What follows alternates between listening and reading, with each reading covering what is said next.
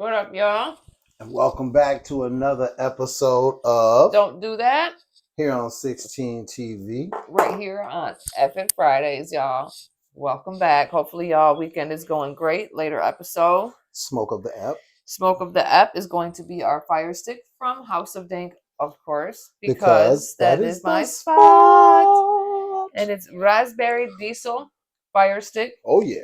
$5. Monday, not Monday, but Sunday through Thursday from 9 a.m. to 12 p.m. in the afternoon is going to be your 15% off anything not on sale.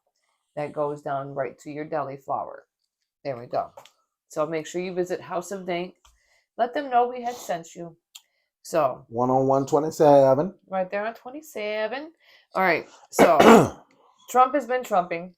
Trumping hard. Trumping has been trumping the executive pen these last whatever how many days. I've lost track. All my time just blends together still. Nothing has changed for me for the moment. I am waiting for the other shoe to drop, though, however. So, because it will drop. I'm pretty sure it will. Done such a for everybody. job so far. I don't know what else he could possibly do. Well, speaking of bang up jobs, bang up jobs right in Maryland, they have decided they are going to take that executive order and use that executive order when it comes to disciplining the children in school. Maryland.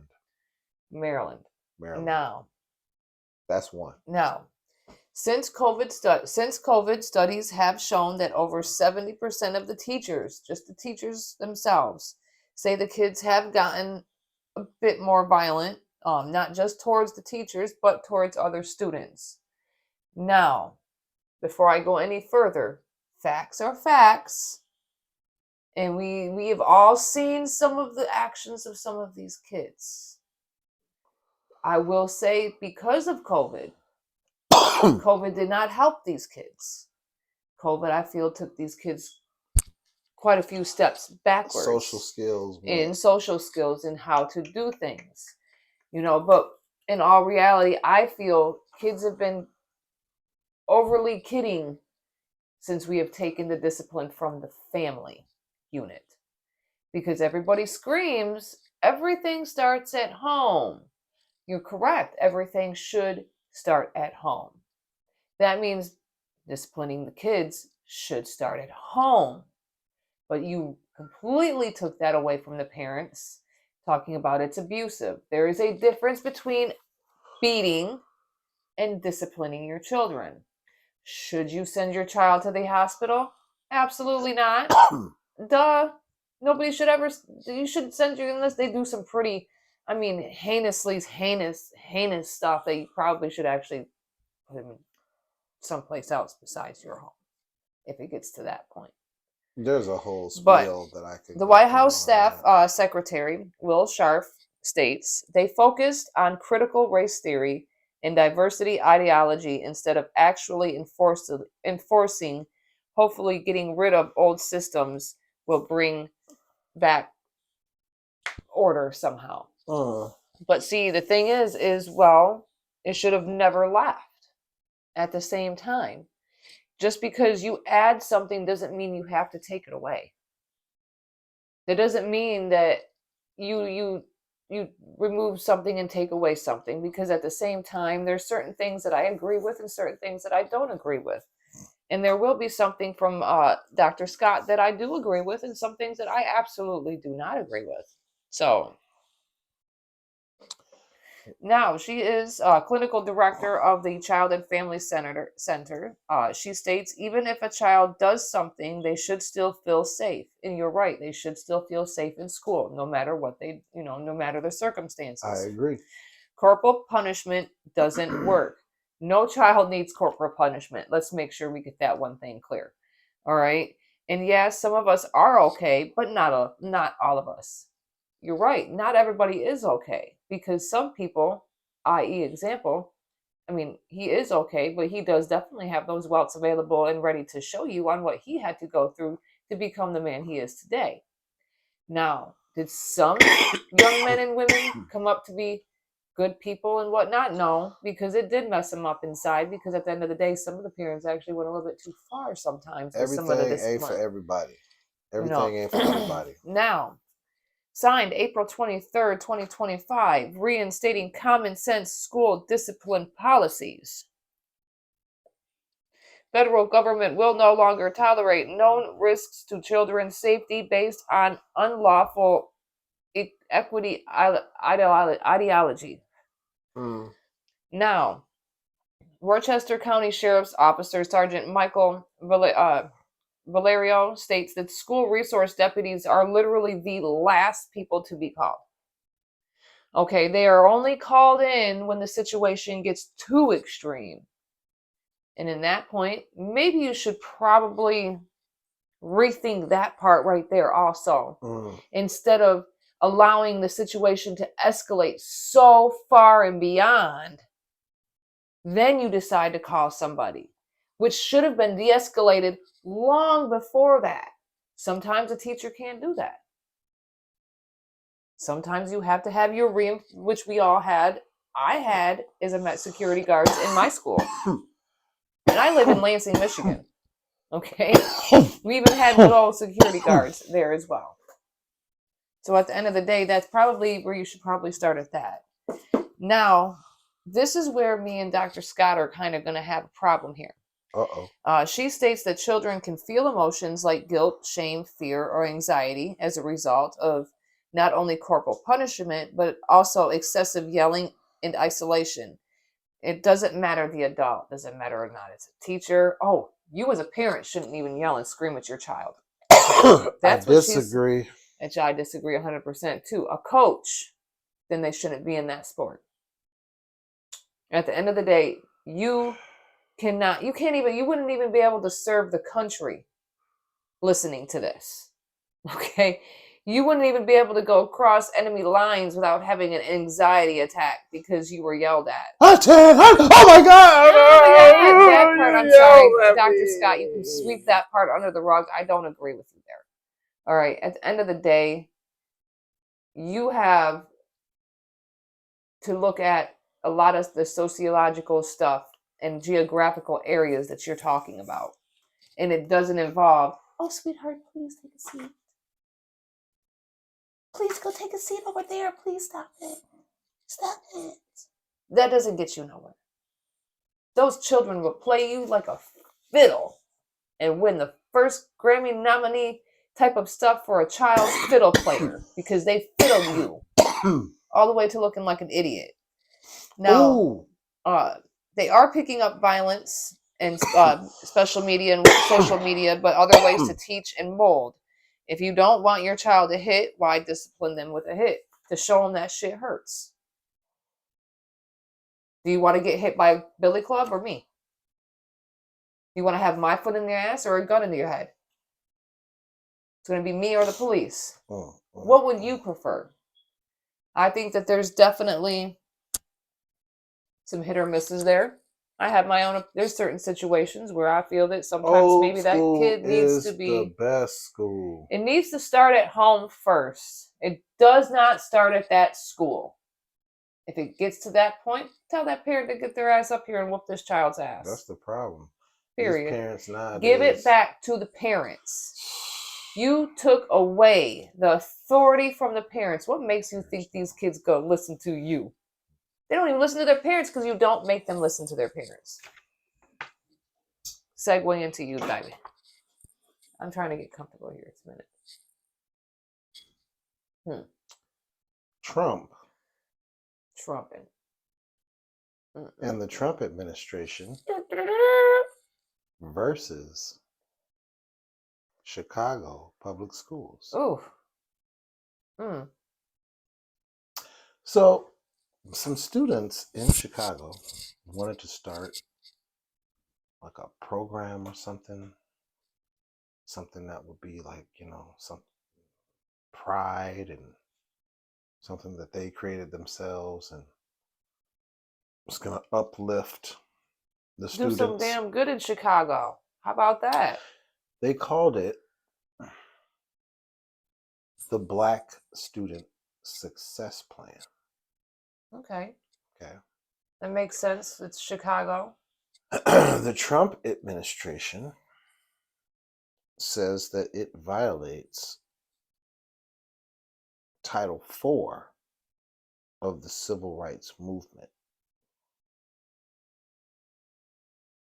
or the Civil Rights Movement Act. It says because it has the word black in it. Are they really going to use race as an excuse to blackball that whole situation? Are they really going to use race? Well, in my notes, I made sure to take the note and say they're playing with words like Black Lives Matter, all lives matter. Do y'all remember when everybody was running around saying Black Lives Matter because black people was getting killed and strung up and shot by civilians in neighborhoods that they were jogging around right, in, yep. and so then their Well, their switch around was, well, all lives matter. Well, here's the switch around, and I love this switch around here. Well, if one doesn't matter, then all don't matter. So, what's my man's name? The one dude, the doctor with the glasses with the mustache? Oh my God. It's the bullpen. Oh, His name is Dr. I think it's Richie. the bullpen. He said it best. Oh. He said, if we're all in a neighborhood, yes, the entire neighborhood, all the houses in the neighborhood matter. But the one house that's on fire, I'm sure everyone in the neighborhood would agree that is the house that the fire truck should go to first. Did you catch that analogy? Do you remember me saying 250 black people have been killed by the police since George Floyd? Yep. So I would say our house is on fire. Yeah. So while all lives matter, and this is true. Yeah. You're absolutely right. Black lives matter. And we felt like we needed to make a point by saying that because it didn't seem like people were getting that point. And to this day, saw Robert Johnson, I think his name, I saw a young brother came out of jail after over 20 years in jail. For crime he didn't commit. Robert Brooks, we still be talking about that. I'm still waiting to see. Still waiting to see about these plea agreements. They've given a couple of them a little bit more time to think about it. What is there to think about it? Let's get on with it. These men were literally why are these plea agreements? I don't even want to hear about plea agreements. I want this shit to go to trial so that they can go ahead and be found guilty and they can spend the rest of their life in prison for murdering that man. So they play word games and try and use something in the Civil Rights Act against the people that the Civil Rights Act was originally worded and put together for. against it. Hilarious. Oh, well, you put black in it, so that's not for everybody. That's just for black people. So now you get. Oh, I see what we're doing here. Oh, wow. Okay. Yeah. Yeah. Okay. So that actually awesome. That was a good segue into there because what the fuck that happened. But yeah. I will actually just go right ahead and get on into it because I not worry about Trump card. Should I do that one right now? See how much time. Let's go ahead. We're not going to worry about Harvard. All you need to know is they don't agree with Trump and they're trying to take away the tax exempt status because they're going against whatever thing is, because I wanted to just segue right into that. Oh, so but they don't. Um, You know, when people don't agree with him, he takes away their funding, mhm. or he sends somebody to El Salvador, and El Salvador don't want to give them back now. Oh, right. Damn it. Yep, because well, you know, I there can't we make go. this up. All right, here's that. Here's this one. My baby, this is deep. This is deep. Here we go. Again, the person that inspired me to do this, because trust is big. Trust is very big right now. Okay. Everybody wonders why the African American community has a problem trusting people. Okay. Shout out Goddess Mia for this. Okay. She's serious because she's an educated woman, great on. She does a great job. Been really thinking hard on this because I'm like, how the hell did these people get away with this? Let's talk about Sandra Arnett Bland. She was only 28 years old, African American woman who was found hanged in a jail cell. Mind you, this woman was not short. Okay? That's all I gotta say. She was not a short woman. Now, on July 13th, 2015, 3 days after being arrested for a simple traffic stop. You should watch that video. See how they just tossed her ass around like a rag doll, by the way. Traffic stop. And was tossed around like a rag doll. Like a rag doll. For a traffic stop. Okay. Officials found her death to be a suicide. Okay. All right. There were protests against her arrest, disputing the cause of death and allegedly racial violence against her. And there was, absolutely. Hempstead, Texas is where it happened at. Type of death was in custody. Cause was ruled a suicide by asphyxiation. Outcome, charges were dropped against Brian and Cynthia as part of a plea agreement. Now that right there, plea agreement, that underlying right plea agreement means you're guilty to me. Period. You took a plea agreement. You don't take a plea if you right. Now inquiries. Here's another fascinating tip here. FBI investigation. Concluding wrongdoing by county jail. Really? But this man is still not in prison for murder. Free as a bird. Nobody is in trouble for cover-up. All right. Now, charges, Brian and Cynthia. Perjury. Yeah, yeah. Perjury. That was his charge. Wait. Drop. Wait. Freeze. Yeah. Freeze. Drop. When you perjure yourself, oh, you do time, or isn't it you? No, you're in contempt of court, right? Here's another. Wait. Here's another part here. Litigation.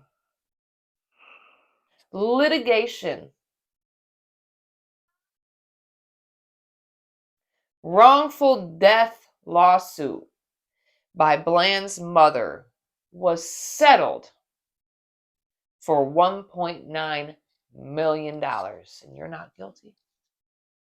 Bland was pulled over for a traffic violation on July 10th by State Trooper Brian and Cynthia. The exchange escalated, resulting in Bland's arrest and a charge of assaulting a police officer. The arrest was partially recorded by Cynthia's dash cam, by bystanders' cell phone, and Bland's own cell phone. After authorities reviewed the dash cam footage, Cynthia was placed in administrative leave for failing to follow proper traffic stop procedures. Texas authorities and the FBI conducted an investigation into Bland's death and determined the Waldo County Jail did not follow required policies, including time checks on inmate and ensuring that employees had completed required mental health training. In December 2015, a grand jury declined to indict the county sheriff and jail staff for a felony relating to Bland's death. The following month, Encinia was indicted for perjury for making false statements about the circumstances surrounding Bland's arrest. And he was subsequently fired by the Texas Department of Public Safety, DPS, in September 2016.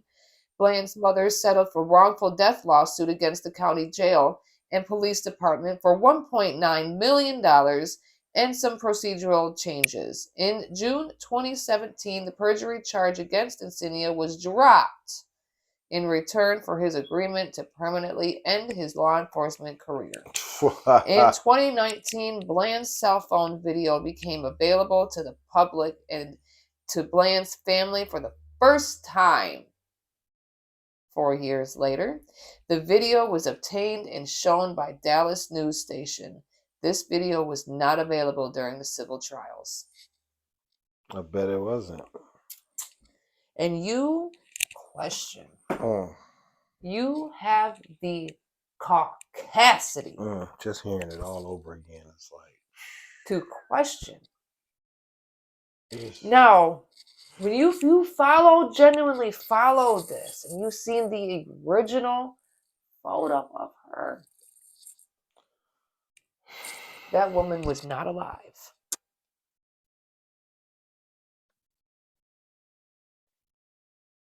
Every episode, I plan on doing this. A reminder. Oh yeah, and there are going to be ones that, everybody just can't stand. And I can't wait till I get to those ones. Oof.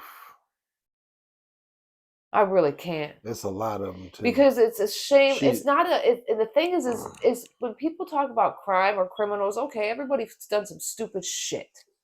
All right, done some stupid stuff. Are you kidding me? Does it give somebody the right to kill another person though? To take a life though? Man. Does it give them the right to do so and just, for example, George Floyd, kneel on his neck, suffocate him?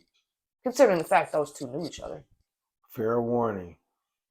There's enough people for her to do this every episode for over a year. Let that sink in. That's sickening, right? That is really, she can. Really sickening. Literally, she can do this for over a year if she does one person per episode. 365 days. And you think I won't? It's crazy. You think I won't? I know she won't. Are you not entertained? Oh, man. Don't do that. Because death is death. Murder is murder. There is no black and white area. Thank God she didn't have a child with her, because you guys really wouldn't give a shit then. Philandro. Didn't care then, you guys. Didn't care about that child hanging over her own mother, trying to worry about whether or not she was going to get shooted. R.I.P. Man. But okay. Upcoming stories. We have racist acts in Georgia. We have a young white man in the 9th grade who was prompted by his mother to wear a t-shirt in front of his freshman class that read, "I heart being a black woman." I love being a black woman.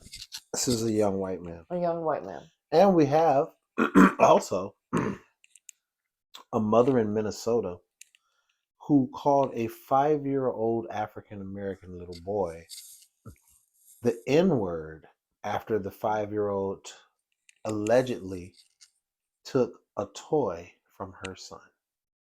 I wouldn't give a shit whether or not that child took the toy from her son or not. You don't have a right to call a 5-year-old. You don't have a right to call nobody the N-word. Out of every single word in the dictionary, I'm not making this up. You're for a 5-year-old, you couldn't call him a little shit.